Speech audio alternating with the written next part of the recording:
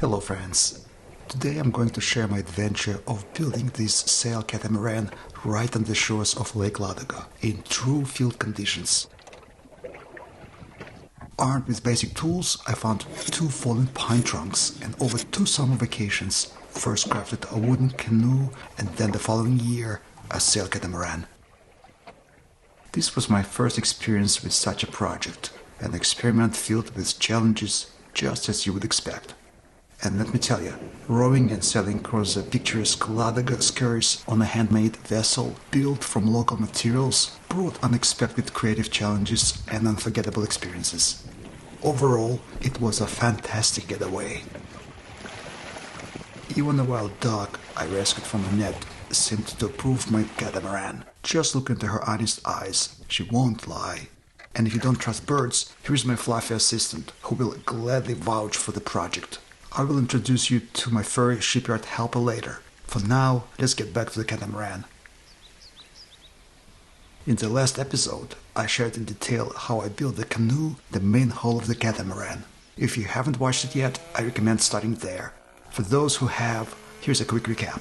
The highlight of this project is that I use local non-timber forest resources. Crafting a boat from a wind-felled pine trunk that had been lying there for 10 years is no easy task. On top of that, I had to make the canoe modular.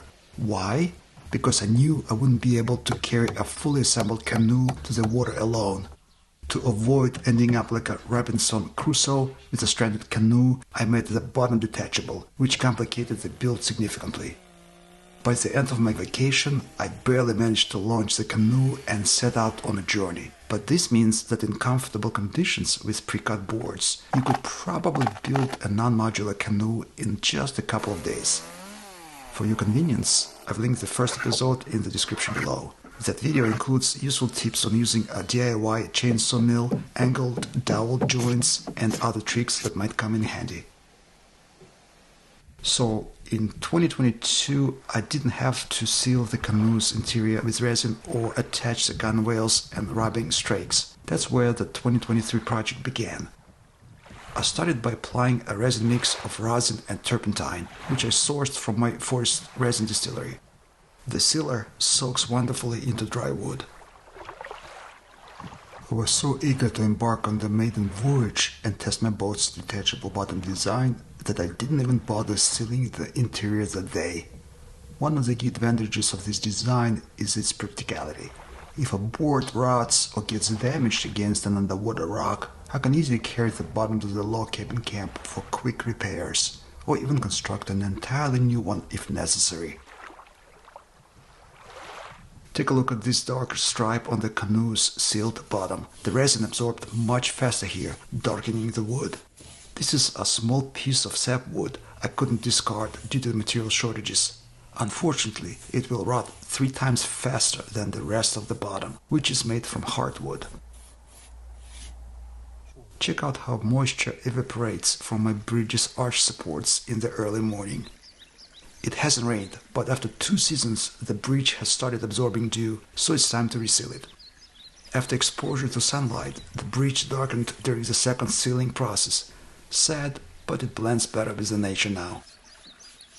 When it started raining mid-sealing, the bridge repelled water, proving the coating's effectiveness.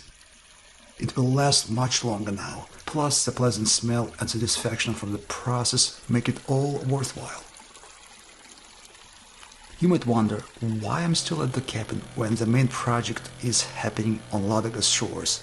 Well, there's still work to be done here, like tending to saplings of hazelnut, catalpa, Alaskan birch, Siebold's walnut, and other rare plants I started planting on this burnt and wind-felled land 9 years ago. And of course, I need to carve balusters for a bridge, but that's a secret project for now. Meanwhile, I've prepared poles to connect the catamaran's 2 hulls. These are crucial components, as they endure constant multidirectional forces while sailing and during rough waters. If they fail in strong waves, or when I hit a shoal, I'm in trouble. So I made them from maple, a tough material that resists compression from metal fittings. While the poles dry naturally, I'll take care of some daily camp tasks. Clearing silt from the dam, cutting the grass, and fixing the embankment with a few shovels of sand. Even though I'm on the screen, you can probably tell how exhausted I am. I took a seat on the makeshift bench to rest and figure out my next move with the poles. That's when I noticed I wasn't alone. Look who is here, the red-colored visitor, completely unafraid, even turning his back on me. He must have been watching for a while and decided I'm too tired to pose any threat. That's my cue. It's time to hide all the food and secure anything that was not hidden. A few years ago, a fox raided my cabin and stole a glass jar of Nutella. I eventually found it along the trail I had cleared. Since then, I've learned my lesson. To avoid attracting bigger guests like bears, I bury any food scraps in a pre-dug pit. Check out this pickaxe I fashioned from an axe. As soon as I tossed the leftovers of my porridge, the fox reappeared and started digging them up. It's remarkable how fearless he is. Even with the noise of my chainsaw and axe, he doesn't seem to mind. If I fed him, I think he would eat straight from my hand, but it seems like he's just curious. Eventually, I stopped trying to hide scraps. While he's preoccupied with porridge and fish guts, he has no time for mischief.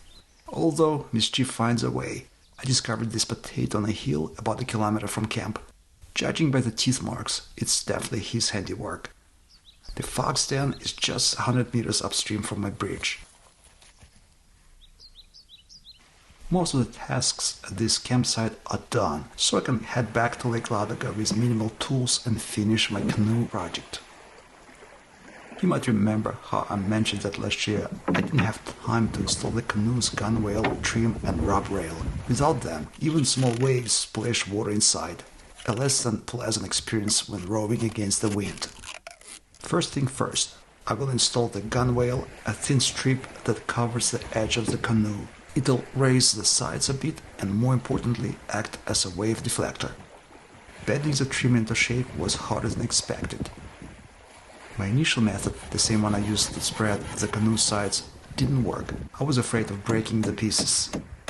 So I decided to secure the trim at the bow and gradually curve it along the edge.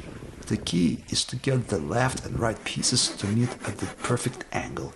For that, I used a threaded rod and nuts to tighten them together. Precision is crucial. If there is any gap between the trim and the canoe, water will seep through during a wave impact. I carefully shaped the parts using a Japanese saw, a chisel, and most importantly, patience. I opted for screws to attach the trim, simple and effective. If needed, I can replace them with dowels later. When bending wood with a tight radius, it's important not to rush. The strain on each screw is immense, but collectively they hold the piece in place. To create the bend, I used the rope to pull the ends together, gradually tightening it. Over time, the wood adjusted to the pressure, making it easier to add new loops. The sun painted the treetops in golden hues before slipping below the horizon. It's August now, and the white nights are long gone. Time is running short, but there is still work to do. The ends of the trim overlapped nicely. Using a makeshift lever, I tightened them together and secured everything. With the trim now installed, the canoe is ready for sealing. If there's any gap left, the sealant will fill in. I'll also coat the new piece with resin to protect it. Did you notice the temperature drop? I had to put on my jacket. It's amazing how such a small detail like the gunwale can take an entire day to install. Back at camp, I was greeted by these orange beauties, chanterelles. I love them. They are always clean, tasty and safe to eat, unlike false morels. Fun fact, eating a raw chanterelle can kill parasites in your body. That's pretty good reason to like them, don't you think? Recognize this knife? It's perfect for trimming chanterelles. So, nature lovers, some of you may have noticed I have a soft spot for foxes. Well, they seem to have a thing for rice porridge. Even if it's made with powdered milk, they don't seem to mind. You've been asking for more day-to-day scenes in the comments, so here's one for you. A small tale of domestic crime. Look at this bold little thief. Knows it's stealing and doesn't care. Took me ages to find that ladle again. The weather started to turn, so I decided to pack up camp and move closer to my boat. The full relocation took a few days, but hey, that's just a part of the adventure. In weather like this, there's nothing better than sitting by a campfire, frying up some edible mushrooms with onions, sausage and potatoes. Pro tip: in windy weather, it's best to eat straight out of the pan, less cleanup later. That night, the wind picked up, so I had to weigh down the tarp on my boat with some heavy stones. It worked, everything stayed dry, but with weather like this, construction is out of the question. Instead, I went to gather materials. On a neighboring island, there was a fire a few years back. Most of the trees didn't survive, and they've been lying roots up ever since. The branches will make great firewood, and the trunk, well, it might just become part of my catamaran. Granted, this isn't exactly ship-quality timber, it's more like a bonsai on steroids. After 200 years, it barely reached 5 meters tall. But as they can say, beggars can't be choosers when it comes to forest resources. My chainsaw bar wasn't long enough for this trunk, so I improvised. I wedged a stick into the cut to get a better view of where I was sawing, to prevent my saw chain from dulling. Creativity is the key when you are faced with new challenges. By the way, at this point, I ran out of gas for the chainsaw. The log was heavy, resinous and dense. A good sign it will be useful, but not something I wanted to lug back to the boat in one piece. So I trimmed off the bark and rotten bits with an axe to lighten the load. Carrying it down slippery rocks was the hardest part. Wet moss is slickier than a banana peel. Back at the camp, I refueled and started turning this log into a usable beam. Nothing fancy, just rough carpentry. I attached metal rings to the side walls using 2mm galvanized tie wire, intended for securing the shrouds, also known as side stays. This type of wire won't rust in fresh water, and when doubled, can withstand a breaking load of at least 300 kilograms, over 600 pounds, which is more than sufficient for my needs. Since the hull isn't as sturdy, I added quick link chain connectors on the exterior to prevent the wire from tearing out. These carabiners will be handy for attaching a mooring line, an anchor for holding the catamaran crosswind, or a fender for safely docking against a pier or a sheer rock face. Here is another example of how a simple DIY wire clamper can be indispensable for a range of unexpected tasks at an improvised shipyard in the middle of nowhere. I will include a link below to a video tutorial on how to make this tool.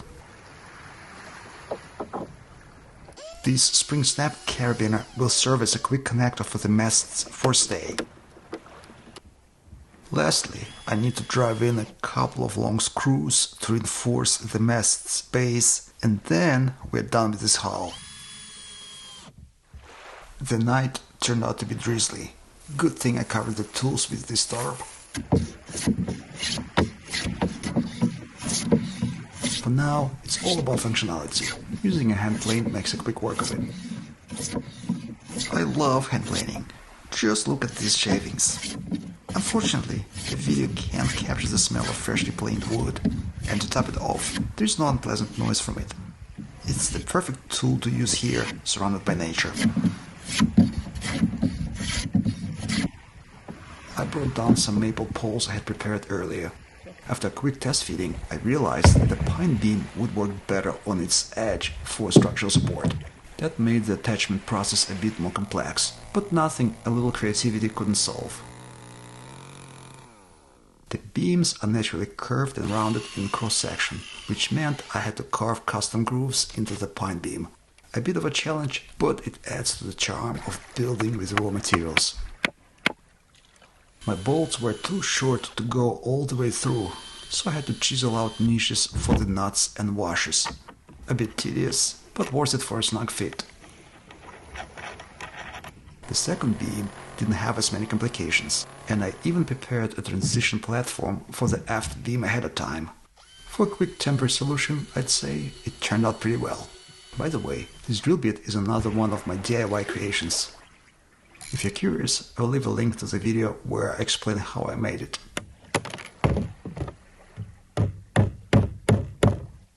At the end of the long day, it's always good to clean up your workplace, a wise habit to follow.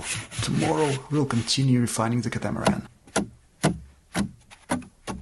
Alright folks, brace yourself, this is going to be a deadly stunt. Today we're exposing none other than Advoko makes. And guess what?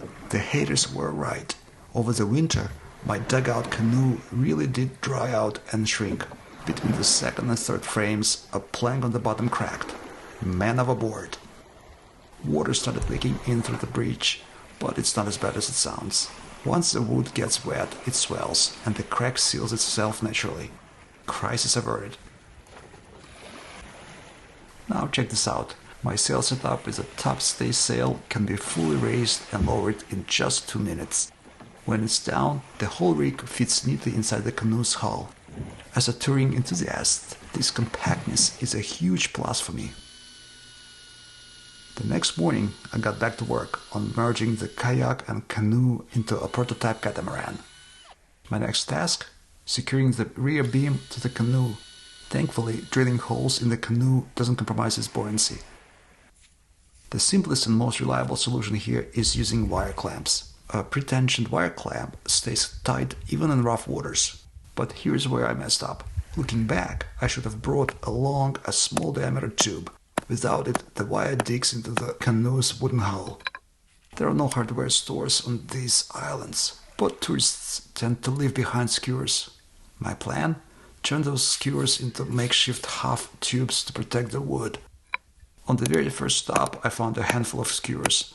With a bit of ingenuity, I used them to create grooves. A proper tube would have been ideal, but the grooves will do for now.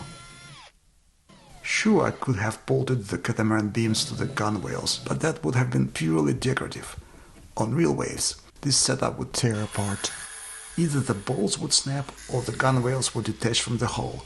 Gunwales simply aren't built to handle such stress. That's why I'm anchoring the beam directly to the hull and distributing the load across as much of it as possible. Did you notice how the holes I drilled are at different heights? That's intentional. It uses more wire and looks less neat, but it keeps the seat under me much drier. By threading string through the holes first, I measured the wire length for the clamps.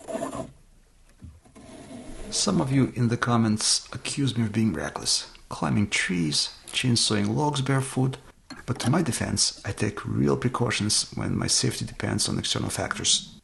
On water, the risk's unpredictable. That's why I'm spending so much time reinforcing the critical stress points of this catamaran. When tightening a wire clamp, it is crucial to gauge your strength to avoid snapping the wire. I'm using standard galvanized binding wire, cheap, rust resistant and soft enough to work with. Fun fact. The wire clamps I used back in 2017 for my cabin ladder and other projects are still as strong as ever. I trust them completely.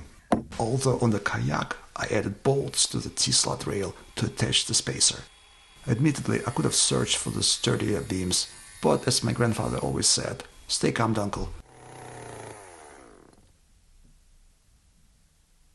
As for this perforated strapping, it's not ideal, but this setup will last a couple of days, just enough to ferry materials for the second catamaran hull to the next island. I'll be sticking to calm waters. Still, a rudder would be a game changer for sailing. With it, sailboats become much easier to steer. Oh, if you noticed the ratcheting wrench I used, I borrowed it from my clamp tool to save space on my pack. The catamaran prototype is finally ready, which means it's time for sea trials. Unlike Robinson Crusoe, at least I managed to launch the vessel into the water. That's already a win.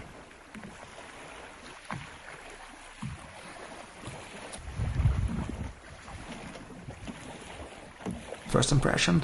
It's a bit heavy, but it floats and doesn't tip over. That's a good start. However, I've realized the rudder needs to be pivotable. While it's possible to launch from a calm beach, it's a different story in surf conditions. The rudder should always be ready for action.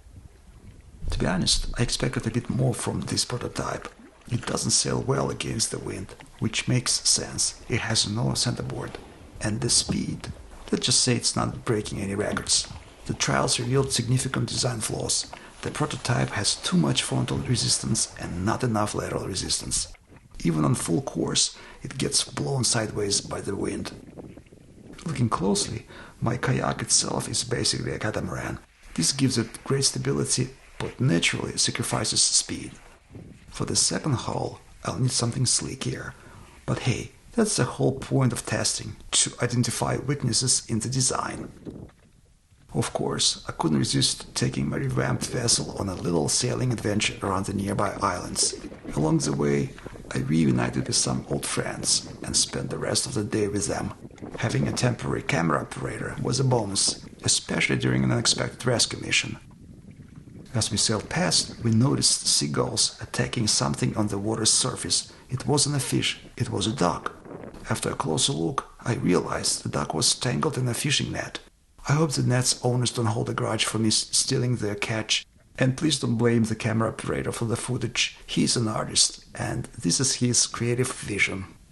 Pro tip: never wear buttoned clothing when handling or removing tangled nets. You will regret it.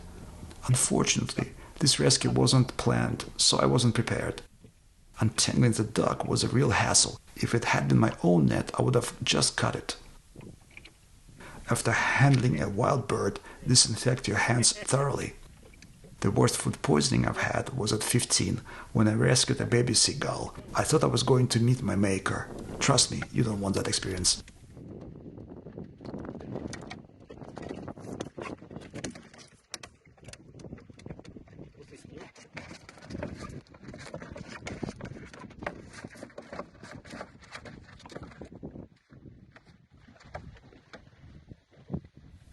The duck incident inspired me to do some laundry. Legend says bird droppings are a sign of good luck, but I'll let you decide. As you can see, I have two identical shirts, one for wearing and the other one for washing or drying. But today my plans got a little messy. Washing clothes on granite rocks is surprisingly convenient. All you need is a piece of soap and a tide pole. Back at my cabin, I use a DIY washing machine powered by a water wheel. Check out the video if you haven't already. But here, on the shores of Lake Ladoga, the waves rinse my clothes effortlessly. Meanwhile, my kettle is boiling, so it's time for tea and some bacon roasted over the coals. I love that this temporary campsite will leave behind nothing but a handful of ash, which the tide will wash away with the next wind shift. Thanks to the sun-warmed rocks, my laundry dries in minutes.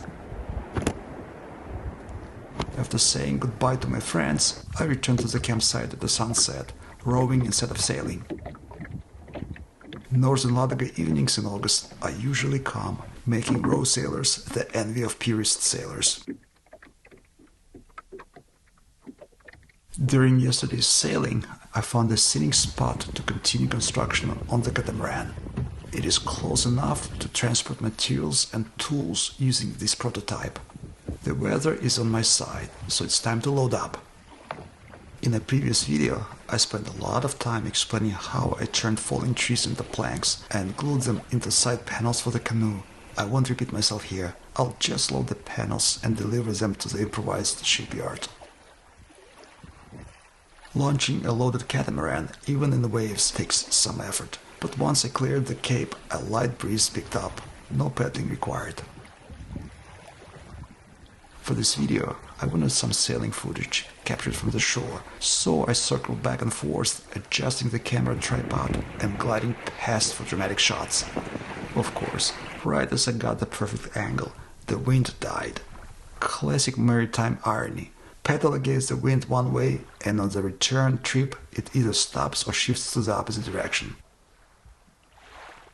Did you notice? Even with the light breeze, I managed to tack this loaded barge. Surprisingly, it handles much better when fully loaded. But here's a quick safety tip. Never ever step on those slippery intertidal seaweeds. They are even slickier than wet moss or grease-smeared stairs. Now, let's set up a shipyard. This spot is perfect. A flat granite rock, scenic views, and no mosquitoes, ticks, or horseflies. The only real danger, getting blown off or swept away by the surf. Still, I'm betting on good weather to stay in my favor. The next morning greeted me with a calm, overcast sky. I rode to a scorched island where I had left an unfinished tree stump. Thankfully, it was still there, sun-bleached but untouched. I needed to cut it into rough boards for the stem and stern posts. These pieces must be wedge-shaped, with some extra materials for adjustments. The tricky part? I don't know the exact angles to cut yet. Since the second hull of the Catamaran will be noticeably narrower, I can't just copy the posts from my first hull. Narrowing the hull will reduce frontal resistance, allowing for faster sailing. But figuring out the bow and stern angles is going to take some trial and error, a risky gamble. Oh, and you guessed it, I left the second plank behind. Why? Because I need to go back for my tripod anyway. Filming slows things down, but I know you appreciate these videos, and I'm especially grateful to my supporters on Patreon. Your help makes this possible. Thank you.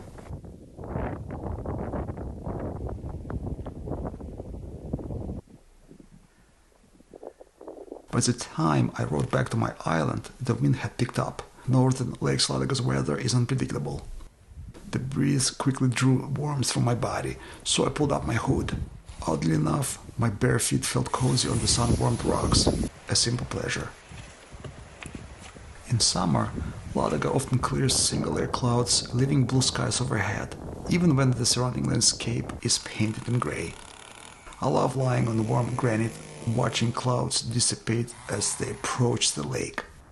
Today wasn't one of those days, though. Instead, I got rained on. Despite the drizzle, I trimmed the stem and stern post with a chainsaw, screwed the side panels of the second hull together, and made angle cuts for the bow and stern. Unfortunately, I misjudged the stern angle. While I figured out how to fix this mistake, I cleaned up the uneven edges of the panels. Without a proper workbench or jig, improvisation was key. To hold the boards upright, I rigged a makeshift support using a bench and 3 stones. The rain-cooled rock dropped the temperature, but working with a draw knife quickly warmed me up. In some spots, I had to shave off a full 20 mm from the edge. Sure, I could have used the saw, but I didn't want to risk damaging it. Since the stem and stern angles needed adjusting, I had to remove additional material, making the boards narrower overall. But no problem, sawed it off and moved on. Working on a granite surface has its ups and downs. The smooth rock makes it easy to find dropped tools or screws. Nothing gets lost like it would in the grass at my cabin. But the downsides, you have to be careful not to dull your tools with a careless move. It would have been much easier to assemble the whole at my cabin using a proper jig. Here, it's not so simple to drive a stake into a solid rock. Maybe I'll think of a solution, or feel free to suggest something in the comments. As the sun set, it painted the rocks with golden hues again. It might feel like I didn't accomplish much, but that's far from the truth. Between working on the Catamaran, I caught fish and made some fresh fish soup, as well as rode back and forth between this island and my base camp to bring tools and gear. Every step brings the project closer to completion. Here is a little trick for precise drilling without a jig. When you need to enlarge a hole with a high-precision drill bit that has a cutting edge, try this. Insert a small dowel or stick into the existing hole. Then use the dowel as a guide for the drill's centering point. Simple and effective. I have temporarily bundled the 2 side panels with the stem post and drilled 3 holes for the bolts. After testing the bolts for fit, I enlarged the holes in the stem post, leaving extra space to allow some bending.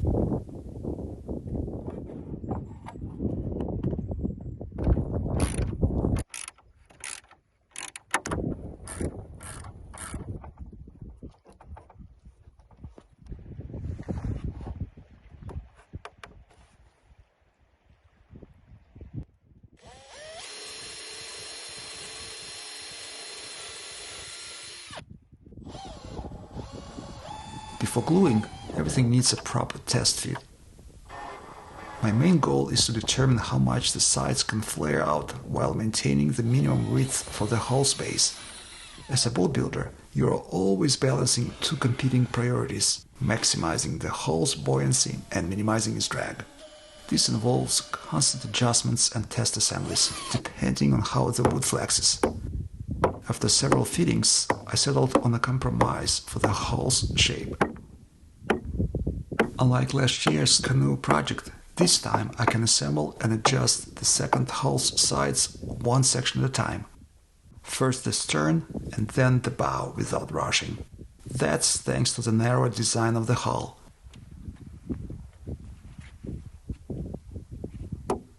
This year I'm also using water-resistant Carpenter's PVA glue. PVA glue has a longer working time, but it doesn't expand to fill gaps.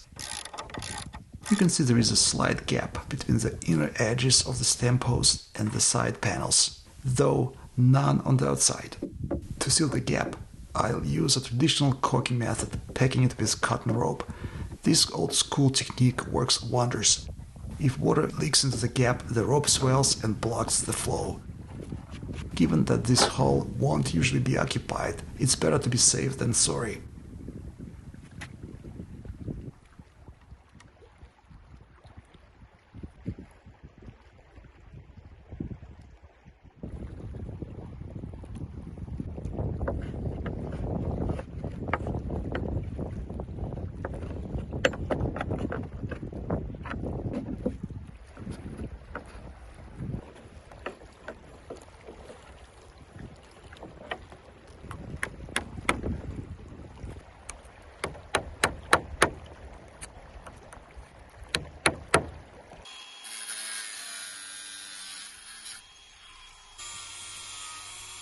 Check this out, a land migration of a freshwater snail.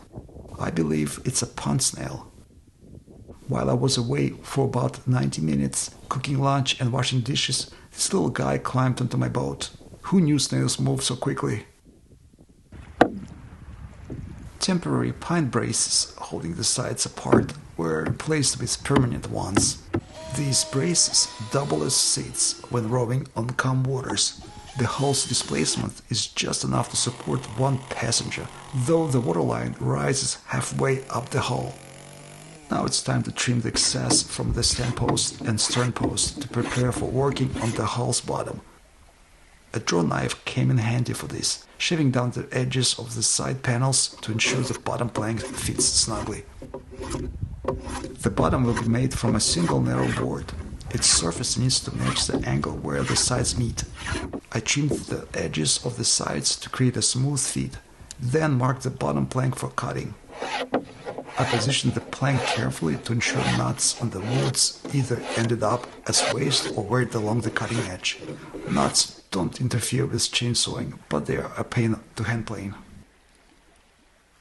I left a 6mm1/4 inch margin while cutting to account for any movement during marking, and because honestly I enjoy planing. Here's a tip for storing woodworking glue. Keep the glue bottle in a cup of water nozzle down. This prevents it from drying out, even if the bottle isn't full.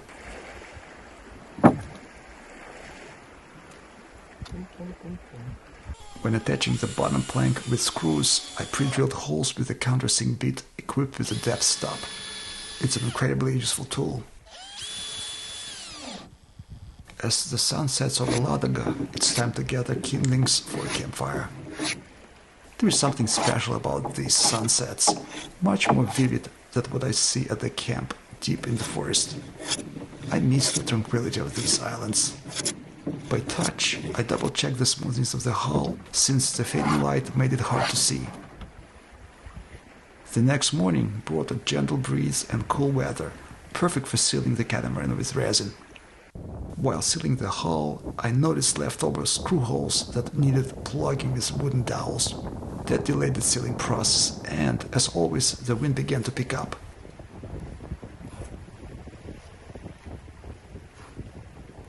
During wave trials, I learned it's essential to add a rub rail, gunwhale strip, to protect the hull in choppy Ladoga waters. The lake is rarely calm, so adding this feature is a must. This time, Bending the rub rail was easier thanks to the narrower hull. Some viewers might object to my use of the stern ceiling, so here's a flashback. 5 years ago, I built my first resin distillery. Using pine roots, I extracted a mix of rosin and small amount of turpentine. Since the mixture was thick, I thinned it with gasoline at 1:1 ratio. This not only improves wood penetration, but also reduces resin usage, leaving the surface non-sticky after the gasoline evaporates. Initially, the resin smell is strong, but after a week, it fades to a pleasant scent I really enjoy. Evening crept in again, and while I could keep sealing, the camera's diaphragm wasn't up to the task. Instead, I decided to take the catamaran for one last spin around a nearby island. As I sailed, I remembered how much better the boat steers when fully loaded. A satisfying end to another productive day.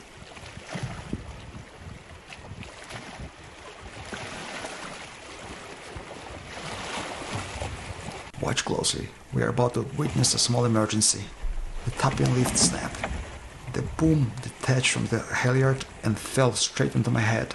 Thankfully, I have a lightweight boom and my vessel is both sail and oar powered. At any moment, I can grab the oars and row away from the shoals. It's surprising there were no waves or strong gusts of wind, and yet the lift broke. Luckily, the weather is on my side, and this mishap didn't occur near dangerous rocks or shores with heavy surf. Against this kind of wind, I can row to safety, but if it were worse, I might have been stranded. Here's a culprit. The snapped line. Stitched properly, yes, but after 20 years of use, wear and tear took their toll. This is a lesson for everyone. Take care of your rigging and equipment early, so they last into old age. Now I've had my fun with this little toy. They say breaking is easier than building, but I prefer careful disassembly. These wire clamps will serve me again. For now, the dugout canoe will rest on the rock, while I prep my kayak and head to the northern bay for some fishing. Attaching the seat and pedal drive system to the kayak's deck only takes seconds. The water in Lake Ladoga is warm, so I can push off barefoot without worrying about getting wet. Pedaling barefoot in .65 Kingfisher fishing kayak adds to the experience. Out on the water, this kayak glides so smoothly over the waves that it's hard to believe that it slowed me down when used on the Catamaran prototype. After a quick stop at camp to grab my gear, it's time to fish. I'm trolling and casting with soft plastic lure, hoping for a zander. Near the rocks and large underwater boulders, a spinbait might attract perch, and in the reeds and grass, a crankbait could snag a pike. As for grayling, it's still too early in the season for a spinner. It's better in October, when the mayfly hatches. For now, I'll stick to my custom fly fishing strategy for Ladoga grayling. Maybe I'll make a video on that later. But this video is about the catamaran, not fishing. Although fishing and eating what nature provides are part of the adventure. But let's get back to the main event, assembling the canoe for the second hull.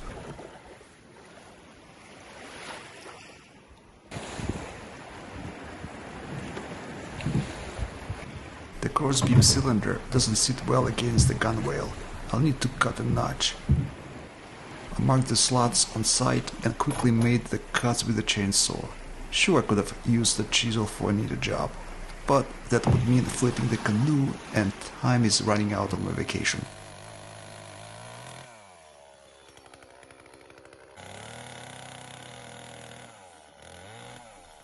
As you can see, with steady hand and a chainsaw, you can get close to the mark line, even without a clear view of it.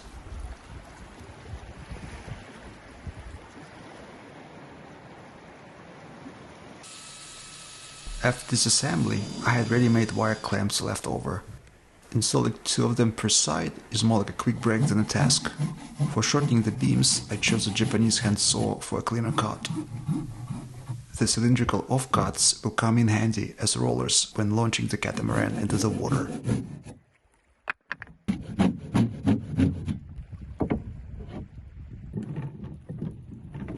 comes the comedic relief. Watch me flail around, trying not to get my pants wet. Naive, right? Lesson learned. If you're not in the boat, always tie it up. No exceptions. Otherwise, you might find yourself stranded to shore without a vessel. And if it's a deserted island, well, get ready for an adventure. When I was a child, before I turned 10, my family camped on the uninhabited island of Catamaran. One morning my dad woke up and the boat was gone. It was a day just like this, calm, foggy, and eerily quiet. Back then, Lake Ladoga's water were always about 5 degrees Celsius, 41 Fahrenheit, no matter the weather. Swimming to the mainland was out of the question.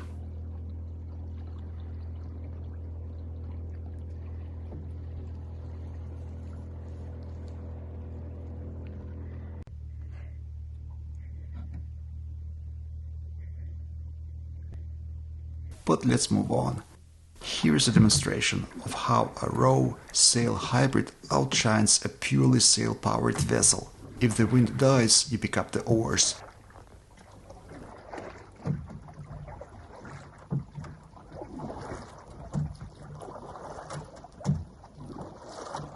By the way, adding a couple of stones to the catamaran's bow improved the trim noticeably. Proper ballast is critical for sailboats. It even seems to be moving faster now. The catamaran is sailing on a close reach. When I turn downwind, oddly enough, it slows down. Something about sailing physics that always surprised me. Watch as I change tack and startle a dock. Did you notice 3 camera angles? That wasn't easy to pull off, but art requires sacrifice.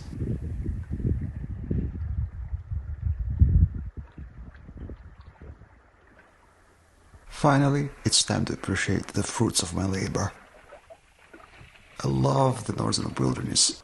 These cliffs reflecting into the water, even in fog, create a sense of harmony with nature. Tomorrow, the weather will change. I will load the catamaran with minimal gear, leave camp, and explore the nearby islands. The next day dawned clear, with the typical Ladoga weather setting in. I loaded the bare essentials into the catamaran, left the camp behind, and set off on a voyage to the nearby islands. No set route or specific destination, just a lightweight water journey for a couple of days. I've been dreaming about this for a long time. Of course, it's always nice to combine pleasure with utility when possible. In the useful column, I'd include testing the new vessel in conditions close to the real deal and, naturally, capturing some scenic footage for you, my dear viewers. Among the skerries, as expected, there were no waves. The islands leave little room for them to form. On the open water, however, there was a slight swell. Running aground on one of these shoals would be unpleasant, even dangerous, but on the bright side, they are easy to spot. There's a silver lining to everything. At this mild level of choppiness, the Gunwhale, combined with the wave deflector, performs well. Yet, once you slip behind the headland, the water turns glassy calm, but of course, the rocks steal the breeze from the sail. For now, that's a blessing in disguise. It's time for a snack, and cooking over a fire buffeted by wind feels more like a trial than a pleasure. Today is a day for enjoyment. The plan is simple. Dock, moor, unload, pick a bivouac spot, prepare a meal, wash up, fish, take a swim, and move on. However, it turned out this spot was well visited, and finding decent firewood was a challenge. I had to make do with resinous branches, which means the cookware would get sooty. While the tea brews with a slice of lemon, I chop some onions, chanterelles, and sausage to fry them all up in a skillet with an egg. As you can see, a paddle doubles as a cutting board for any water traveler. About 20 meters away, there is a makeshift local fire pit where I borrowed this grill. Though I didn't use the pit itself, I prefer to leave no trace of my presence. When I leave, the stones will go back to the surf and the fully burnt coals will turn to ash. Warning: watching further may trigger mouth-watering cravings. I'm no master chef, and there is not much to narrate about frying an egg, so I'll give you a moment's reprieve from my voice.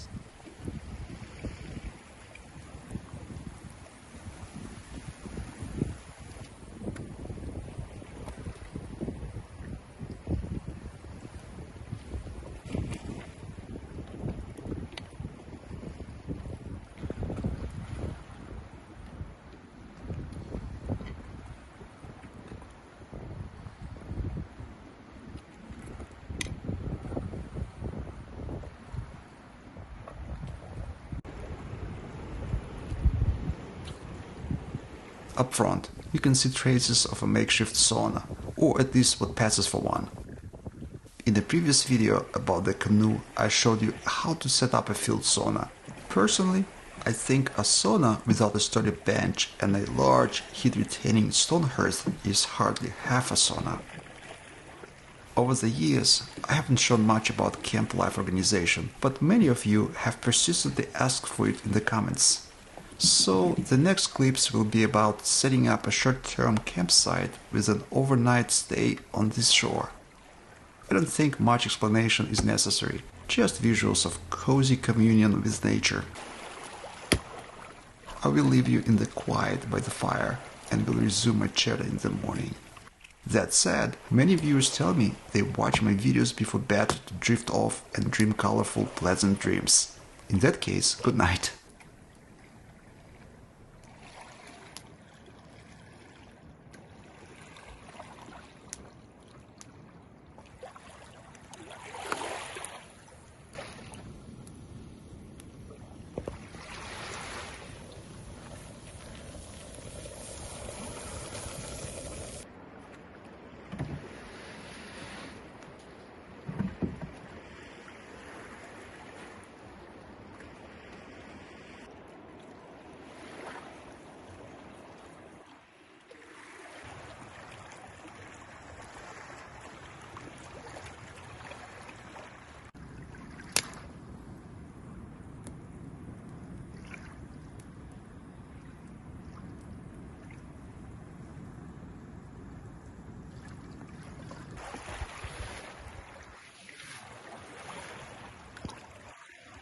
Friends, I was kidding.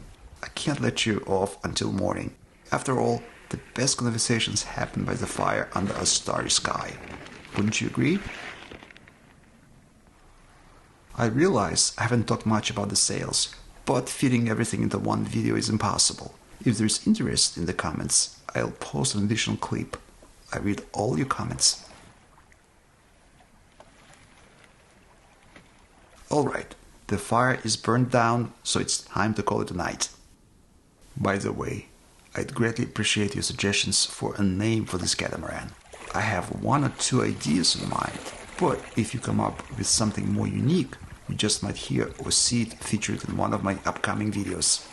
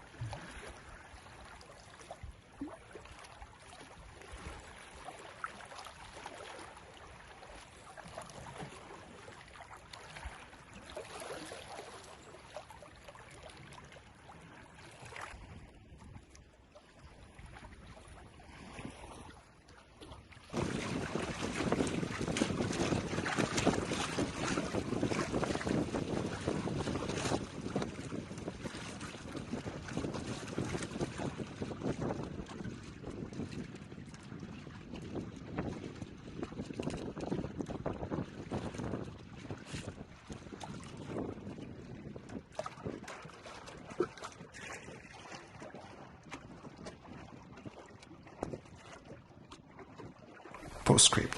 For the most dedicated viewers, here's a look at the tools I used for this project. Half of this gear was handmade by me. And you've seen with your own eyes how some of these tools were crafted if you watched my old videos. I create tools not just for the sake of content, but to put them to practical use, ultimately for the pure joy of crafting and using them.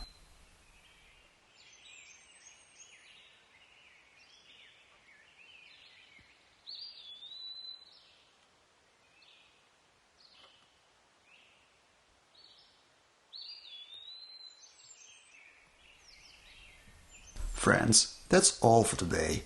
Thank you for joining me on this journey. This was Max Igorov. Don't forget to like and subscribe, and I'll see you next time on Advoko Makes. Happy sailing!